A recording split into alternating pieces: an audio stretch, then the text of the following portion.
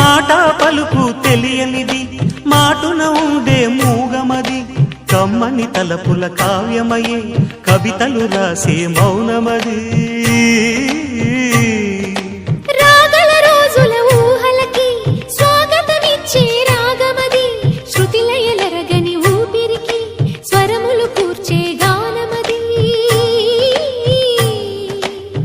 ఋతువుల రంగులు మార్చేది కల్పన కలిగిన